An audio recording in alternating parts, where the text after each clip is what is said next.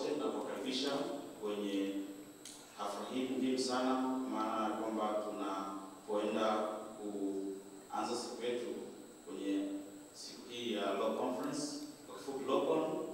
Nikisema LAWCON naomba tuitikie 2022. LAWCON 2022. LAWCON. Basi bila kupoteza muda, naomba nitumie fursa hii kumkaribisha managing partner wa Starlink Tonis Shezarwari kwa ajili ya maneno ya ukaribisho. I'd like to take this opportunity to welcome the managing partner of Starlink Tonis Shezarwari for introductory remarks. You're welcome.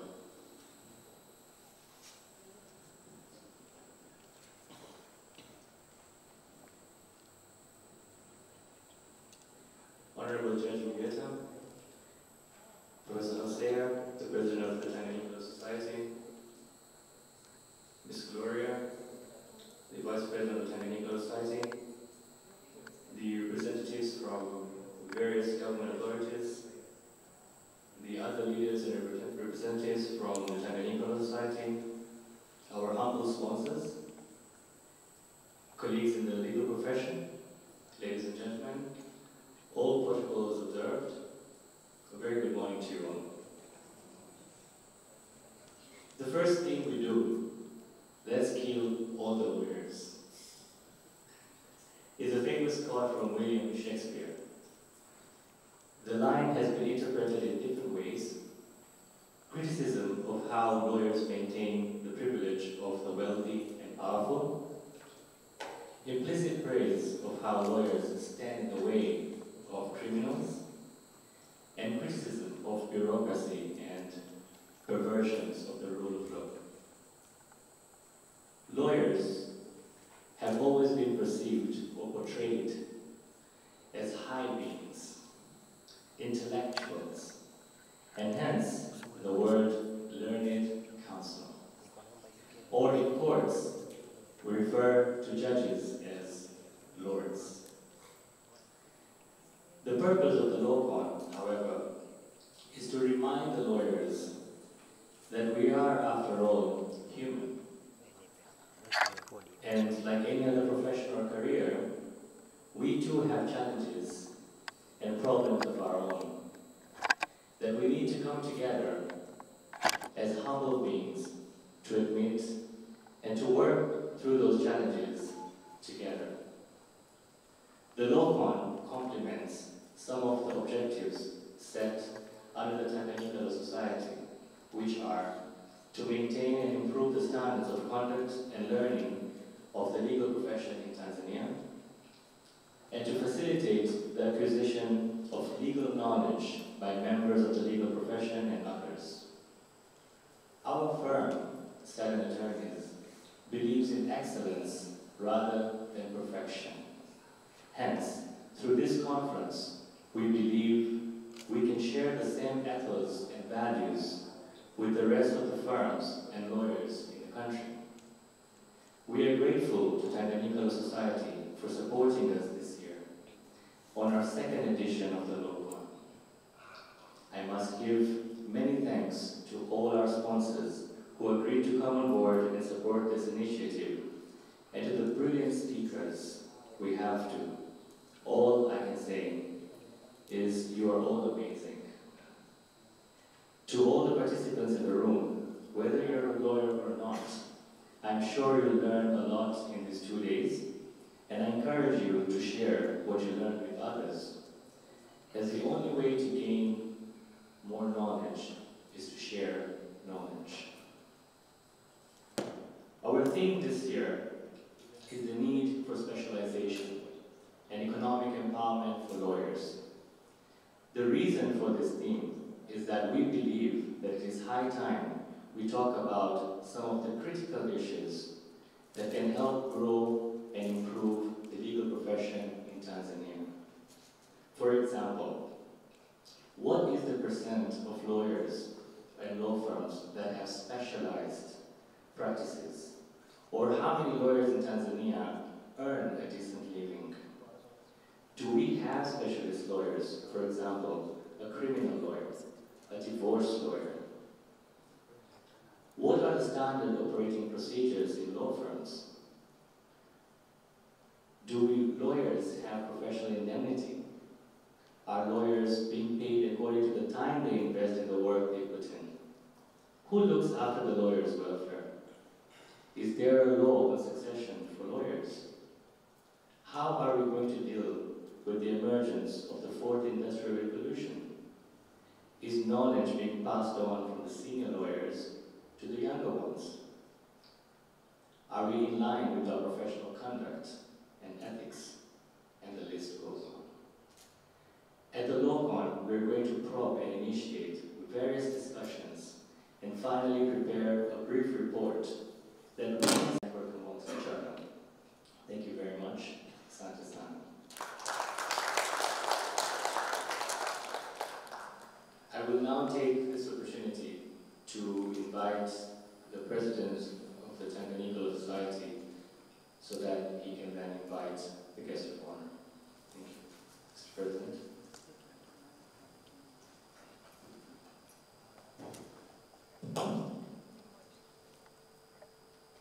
Good morning, distinguished delegates.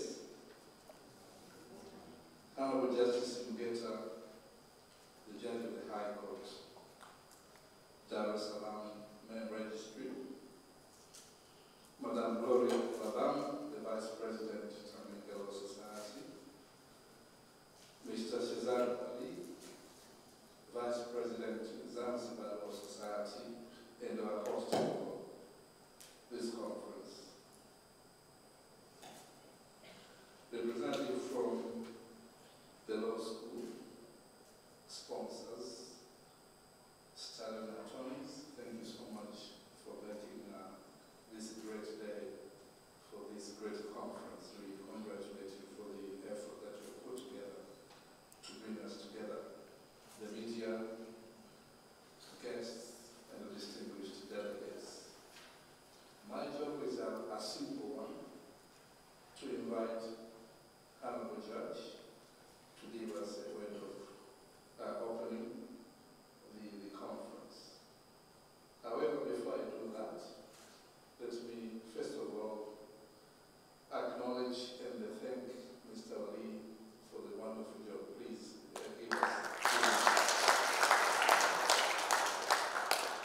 He's one of the unique members of Tanganyika Law Society who goes an extra mile, and I'm sure you've seen what he does. And I take this opportunity to congratulate him in organizing this meeting together with his law firm, and we really appreciate for the efforts that we put together. Thank you so much. We all know the functions of Tanganyika Law Society. I don't want to repeat what Cesar had already said. Our job is advisory. We advise the government, the parliament, the judiciary. Our second responsibility is legal education, continuing legal education like this one is part of our responsibility. Our third function is to protect members of the Tanganyika Law Society. Our fourth function is to ensure the rule of law is respected, and we have to defend it, in particular human rights. Another function of the Tanganyika Law Society is investment. So this year, we are embarking on this last item, investment. We hope we'll be able to achieve something before the end of our tenure. Otherwise, it's my singular pleasure and respect to invite our delegates. Ninawasalimia kwa jina la Jamhuri ya Muungano wa Tanzania. I would like to start by thanking and congratulating Sterling attorneys for organizing a law conference aimed at discussing issues that directly touch and impact the legal profession. I am informed that this is the second edition of the LAWCON, and the first one was held in 2021, around the same time, and I was also invited as a guest of honor. Keep it up, Mr. LAWCON.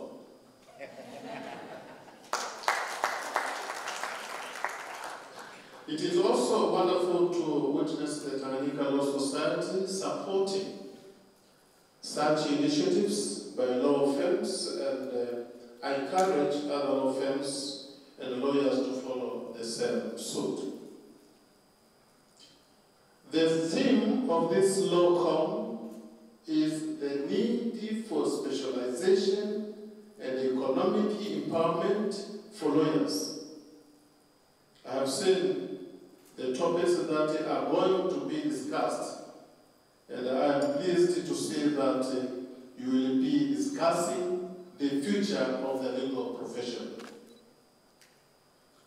This topic is very crucial and important in today's age of the fourth industrial revolution. As even the judiciary of Tanzania has on how to focus on technology. That's one. Secondly, need for specialization and need for us to get international exposure so as to improve our legal practice. Those are strong words from the guest of honor this morning. I will now invite again the Vice President of Zanzibar Law Society so as to welcome the President for his remarks. Karibu, Shesada. Thank you very much. So, I don't want to let Mr. President go without him sharing some of his knowledge and his wisdom on this profession. I think we have an amazing president this year, and last year as well. Last year he beat me by many votes, but this year I decided not to stand against him because I know I'll lose again because he's a great person. But Professor Hosea is one of our very, I would say, prominent lawyers in the country, and as you all know. So these are issues that I'm going to raise for discussion. Who is a specialist? The Industrial Revolution and the market forces. The genesis of legal expertise and the specialization to become an expert. Inefficiency results from specialization. Failure is inevitable. Challenge for firms beyond the pay scales. Artificial intelligence and the conclusion. So as you can see my slides, who is a specialist? Webster Dictionary defines an expert as having special skill or knowledge derived from training or experience, having skill or knowledge not possessed by mankind in general. A specialist, therefore, is a person who devotes or limits his interest to some special branch, for example, in business or art or science, or a medical practitioner who limits practice to a particular class of patients, for example, children, or diseases, a skin specialist, or a technique as such as surgery. So specialization, you pick a particular branch and you specialize. So lawyers also have specialization. So legal academics, for example, they claim that practice of law could be maintained only by specialization.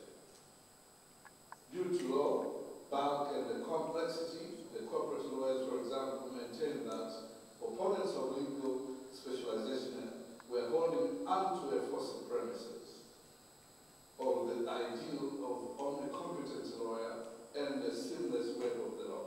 In other words, those who espouse to specialization, they seem to argue that specialization is important, and those who are general practitioners are really in the false premises. To specialize in science and technology, the author, I would encourage you to read this article by Daria Fisher-Page, A Pedagogy of Anxiety, The Dangers of Specialization in Legal Education and the Profession. You can find an interesting article addressing the issue of specialization. Now, the Industrial Revolution, the fourth Industrial Revolution and the market forces. I'm making an argument that the Industrial Revolution and the explosion of big business demanding for office lawyers, not to trial lawyers, who worked at and offered specialized skills in corporate clients with specialized needs. So there's a movement now, people are moving away from practice to office lawyers, because that's where many clients, it's a big business, are demanding specialization. Employer need and they want to hire attorneys with specialized knowledge. Students want an education that leads to employment at graduation. By offering and encouraging specialization, legal education is fulfilling its due mandate and responding to the market. So it is the market forces that are pushing towards specialization. Lawyers need to learn to be competitive in the new economy. As goes the legal market, so goes the legal education. Charles William Eliot began his curriculum over Harvard Law School in the 1870s, and he was a proponent of that law is a science. He frequently equated law to medicine and the law school to medical school. And I quote, "Medicine and the surgery must be learned. Partly it is true from books, but largely from the bodies of the sick and the wounded, whereas law is to be learned almost excluded from the books in which its principles and the precedents are recorded and explained." So the medical student must spend a large part of his time in hospitals, but law students who should habitually attend courts, except during a short period of his acquainting himself with office work and practice technology again. Is there any way we can, okay, good, thank you. So the point we are making here, according to Eliot, is arguing that lawyers are like a medical practitioner. They have to spend more time in practice instead of spending more time in books. This is one school of thought. Another school of thought by Robert Stevens in his article, Legal Education in America from the 50s to 80s, he argues that in order to qualify as a law professor, one has spent a few hours teaching full-time teachers who had twisted the previous understanding. He asserts that, okay. Now as I make my presentation, I'm going to reconcile the two school of thoughts and leave you with food for thought and the way forward. Thank you.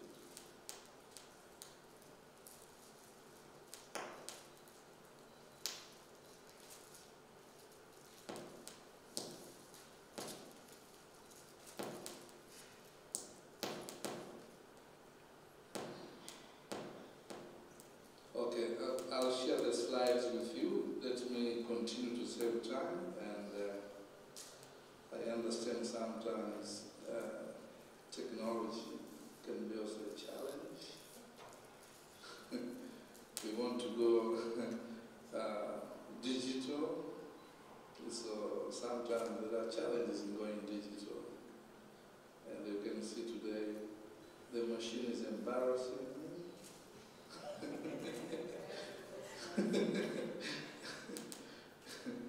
So everybody wants to be an expert, because if you become an expert, you can excel, you can make money. People come to you to solve problems. You have answers. So that's where the issue of expertise becomes so important. I want to go here. Yeah. Okay. Forgive me that the things didn't all to work the way we wanted. Now, in the higher learning institutions like the law school, we train lawyers to become good practitioners. At the law school, I know there's a representative of the law school here. The challenge I'm making to the law school is that they should change their attitude. Instead of having so many failures, they have to turn the scales to improve students who go to law school. They have to learn to be specialists. They have to learn to understand how to practice. So this is my challenge that I'm posing to the law school. I'm sure you know what I'm talking about. Now, to become an expert is a place of individuality, knowledge, respect, and certainty. An expert must be certain. You go to court, you are making a presentation to a judge, you have to be certain in your arguments. You must convince the judge that in this particular area, I've done my research, I've practiced, I'm able to demonstrate that I know the subject and I can provide answers. So for Tanganyika Law Society and the lawyers in general, we cannot avoid to become experts. We cannot avoid to learn the skills so that we can climb higher and higher and make our money. After all, any lawyer has to make money. If you're not making money, then you have a serious problem. We have also public interest lawyers. They specialize on a particular area. They defend, the vulnerable. They defend people who cannot afford legal services. They raise issues that the society has to respond, issues of human rights and law. So this is another category of lawyers specializing. And if you do the same thing every day, you think you know everything.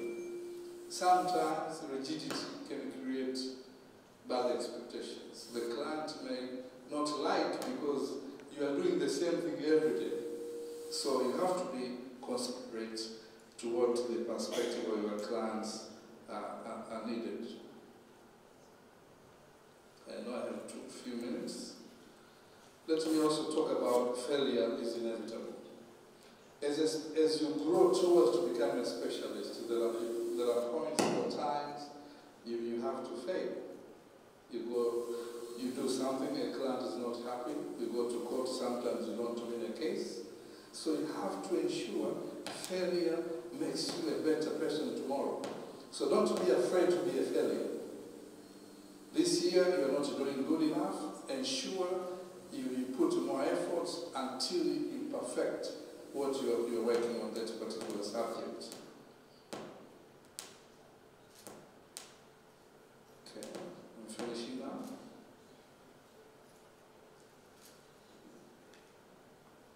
What are the challenges? Our friends have so many challenges. I'll just talk only 3 challenges. One of the challenges is to capture the digital age. We still do manually. You have to go to read books in order to prepare an opinion. Time has gone. Ensure that you digitalize your office so that you get information instantly. The other challenge, we went through COVID. Some of the friends were working at home, and therefore you have to reduce the space. You have to consider, do you need a big office or you need a small office, and you can still work at home and deliver the deliverables. Artificial intelligence. Artificial intelligence is the way to go, whether you like it or not. So artificial intelligence is the future of all lawyers and all professions. Artificial intelligence is a natural reason. Intelligence is the engagement of various forms of information, data, through reasoning, that is multifaceted. Artificial intelligence is a computer system that exhibits the traits of cognitive human thinking. Human traits in a machine. Therefore, a machine can do cognitive works. A computer computer systems vary in terms of their IQ, understanding, human speech and recognition, the human brain. So artificial intelligence are domain specific. Lawyers, we have to capture the artificial intelligence application. We are not too late. I know time is not on my side. Let me conclude by saying the following. Lawyers need a practical specialization to meet the challenges we are facing today, especially our clients. Efficiency results from specialization because repeating similar tasks generally leads to the ability to perform the task more quickly. You are learning, you are doing everything that a particular area, you become a specialist. Tanganyika Law Society senior members and the specialists, we have a big duty to train and help with our young lawyers to develop skills, to meet the demands of our clients, to meet the demands of the market forces. CLEs like this one must be designed to meet the young lawyers' expectations. The failure is a process. Sometimes people get discouraged when they fail and they think it's a weakness. I implore you that you have to continue addressing the failure by developing strategies in order to approach the task at which you're working on. Law school, for example, as I said, they have to change using failure model teaching, develop new techniques and the strategies to ensure that students are given opportunity to do better, and that they have to develop a metric that can help students at the law school to do better. And I conclude by saying the world today requires law firms to introduce artificial intelligence to process their data, both internal and external data, to maximize the robust outcome. The advantage of artificial intelligence is lack of bias from visual and data interpretation. And therefore, internal and external data give advantage to most of the law firms and to develop strategies in order to conquer the market forces through social media presence. Again, thank you so much for listening to me. Those are my few remarks, and I wish you all the best in the discussion. My slides are available. Asante sana Profesa. Naomba makofi ya ziada kwa Profesa. Thank you for reminding us the title of your presentation speaks it all. Legal expertise and specialization. That's the most important discussion for a day. Now we're going for a group photo. I'd like now to invite the high table please to join us with the sponsors banner for a group photo, and you will lead us on how to go. Please, the high table, welcome to the sponsors banner for the group photo.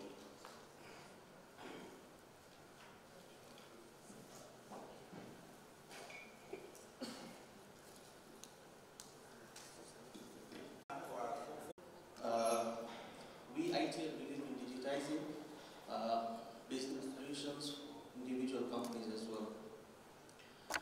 My presentation here today is to do specifically for an ERP system that we use, and our respected colleagues, state and attorney as well, are actually using the system as well.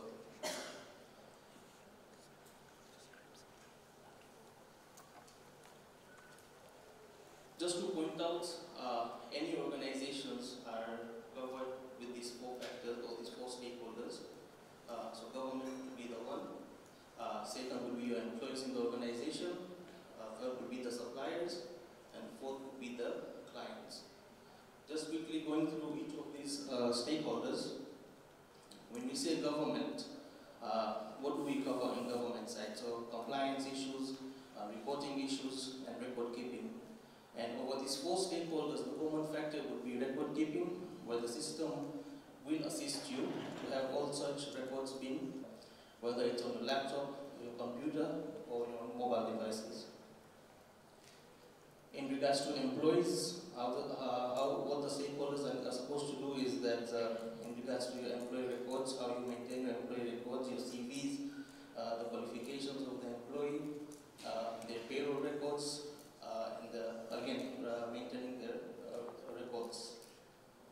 We have suppliers as the third stakeholder, so maintaining supplier records, the procurement details, and maintaining their records as well. And lastly, we have the clients. This is where the revenue is generated, so maintaining the contracts between individual clients, keeping track of what their day-to-day activity is, okay, in regards to lawyers, and you'll be able to track your sales specifically to do with the lawyer side, maintaining their cases and all. Smart ERP as a product gives you the ability to have certain functionality or certain modules in your organization. It's not a must for litigation. Now, what this module does is it helps you to create, example, your court cases, uploading any sort of documentation you may have in the system, updating your hearing statuses on individual days, updating your regular feedback with your clients in regards to the specific case, and maintaining your TAT. We have a contracts module, so in regards to the lawyers, you will be able to create a one-off contract or a retainer contract based on how you agree with your clients. System is able to give you reminders and creation of payment schedules. In regards to the HR and payroll module, you have system is going to have the ability to maintain the human resource records, the attendance records, if you guys monitor the attendance, and process your payroll processing and your salary statuses. Yours as well.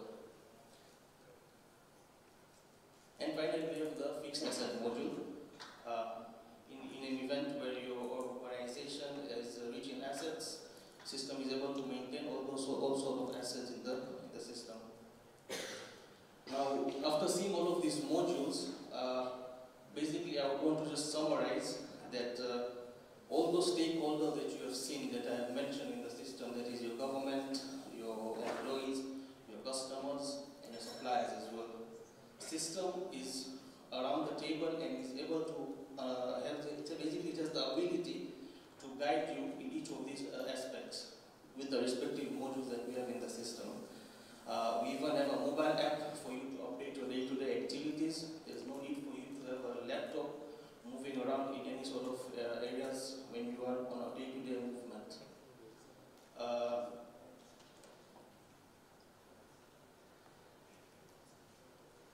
In regards, just to summarize and conclude my presentation, we as ITL, as I initially stated when I started, that we believe in digitalizing your organization and your businesses, and as our slogan says, we prefer people to do business the right way. So, in regards to this LAWCON event, again, I would like to thank State Attorneys to give us this opportunity. If you guys have any questions, I'll be around. You can get back to me, ask me anything. I'm sure most of people is going to ask me about the pricing, so we will be discussing that as well. Thank you very much.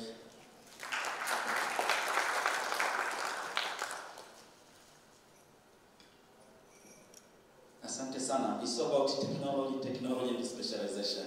Another round of applause to ITL. Okay, we'll have a 10 minutes health break. There is tea served outside and other snacks. So I propose we break for 10 minutes and then we'll resume to start our first panel.